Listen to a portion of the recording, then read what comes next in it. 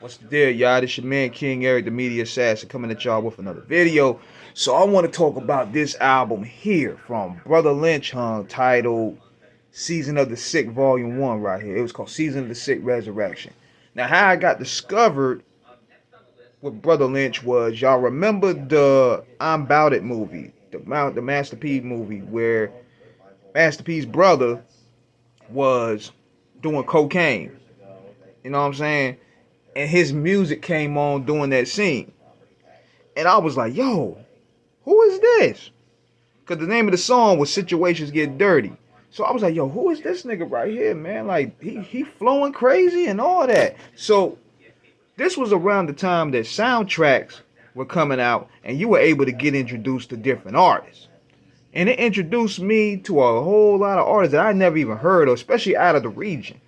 So I didn't hear nothing about Brotha Lynch Hung until I heard of that song.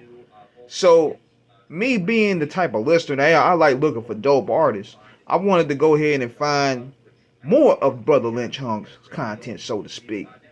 Because at that time, let me tell y'all, I was heavy on that Bone Thugs and Harmony type vibe. I even had braids, man. Like, that was the sound I was heavy into at that time period. Like, I went through that moment. So then I go through Sacktown. Like, I go through Sacktown and I find about Sibo. Now, I already knew about Sibo because Sibo was on All Eyes on Me. But then I find out niggas like X-Rated. Then I found out Brotha Lynch Hung.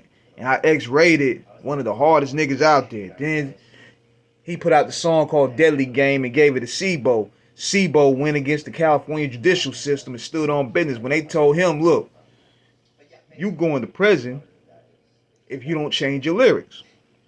Sibo said, fuck all that. I'm standing on my business. And I was like, yo, these Sacktown niggas is crazy, man. So I bought that album that day. It was till my casket dropped from Sibo. And I brought Brotha Lynch Hung's Season of the Sick. At the time, at that record store, it was a guy named Mooney. A white guy named Mooney up there at the time. He was a hardcore rap fan and shit. And I had two albums in my hand. It was Brotha Lynch Hung's Loaded album, and it was Season of the Sick. And I asked Mooney, like, yo,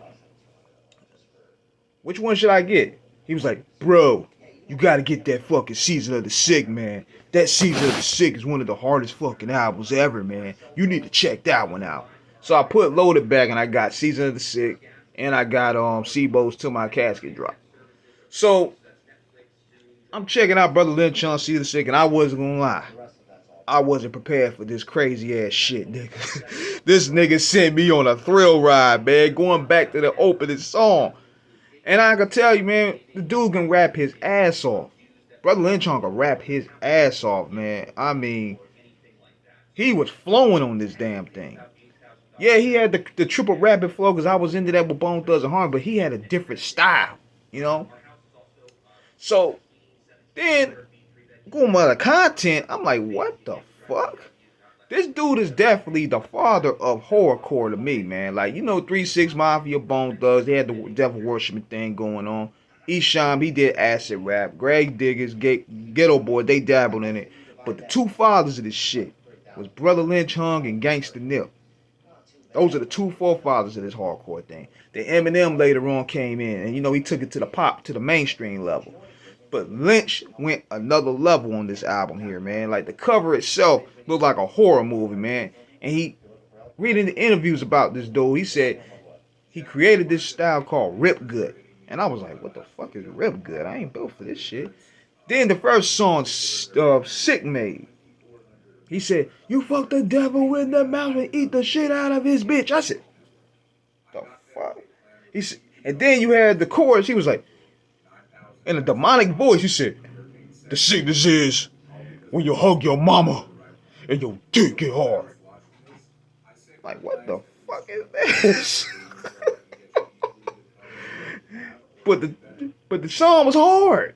I couldn't front on the song. So then we going forward. Then Return of the Baby Killer. One of the most disgusting songs I ever heard in my life. This nigga was talking about cannibalism.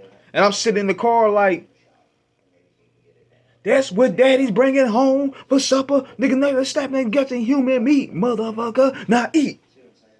I'm sitting thinking I'm about to get a vibe, and this nigga talk about eating baby spines and shit. I'm sitting there, Nick. I'm like, come on, nigga. I'm eating my Chick-fil-A. But I'm in the car like, what did I get myself into? But looking into it, reading later on in his interviews, big shout out to my man Beehive, big shout out to my man Saran Baker. He did dope interviews with them. The song was actually about abortion. So Lynch is really a really deep-minded individual when you really peel the layer back on his songs. But the album got some dope shit, man. I like Rest in Piss. That was dedicated to the ops. And I like Welcome to My Own Death. That was creepy as hell, man.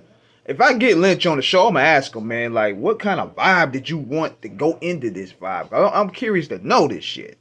So, that's real gangster shit. Tag teaming on a bitch on a Hostel 6. That was my shit back then, though, man. That was my ride out song right there. Then you had Dead Man Walking. Liquor Sick. That was another one where he was talking about get back at the people that killed his cousin. Then one of the hardest skits I ever heard was 781 Red Rum. 40 ounce over in the clip, got 16 in the clip, about to split, about to make your brain split. And it said it just rewound. I was like, yo, this shit is hypnotic as fuck. It's live. That shit was live as hell. Then he go ahead, he ends the album Inhaling with Satan. And I was like, nigga, this is some weird shit going on right here, man. That nigga inhale with Satan and draw two guns with Satan and blew his brains out. I said, man. So if Brotha Lynch Hung listen to this video, man, like, look, your album took me on a journey that my ass won't ready for. This album is not for the weak-hearted. This album also showed me that Lynch is one of the hardest spitters from the West. I'm saying that straight up. He was laser focused on this album. He created a genre of rap that many of them emulated later on, but they can't do it like this here. So, man, big shout out to the Sacktown team. Big shout out to Brotha Lynch, man. Big shout out to anybody that's putting out that dope shit, man. So, yeah, this is King Eric signing out. Subscribe, hit that like button. Holla at your boy. Peace.